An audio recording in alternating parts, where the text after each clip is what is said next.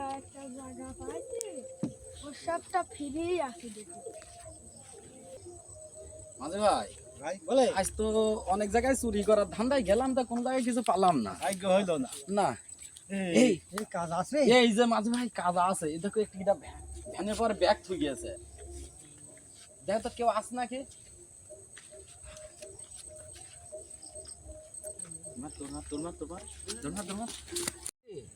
নাসির ভাই বলে মাল তো চুরি করলে আসনো, তো একটু ভাগ করার তো জায়গার দরকার নাই, মানুষজন দেখি ফেলবি না। ওই চিন্তা করছি। হ্যাঁ ওই চিন্তা করা লাগবে না, ওই যে আমার আন্ডারগ্রাউন্ড আছে। তো চলো তাহলে তোমার আন্ডারগ্রাউন্ডে যাই।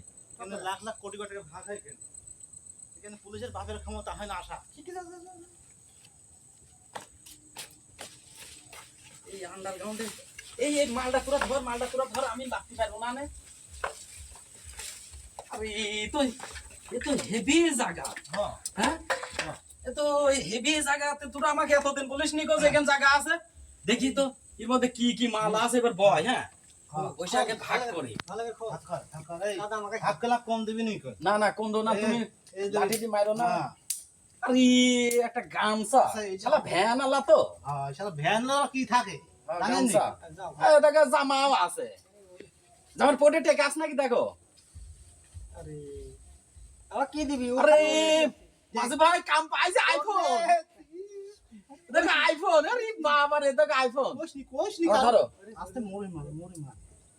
এ দেখো আরেকটা বাটন ফোন। এই এডি আমাকে দে। হ্যাঁ তুমি ওইটা নেবা? আমি তো চালাতে পারিনি।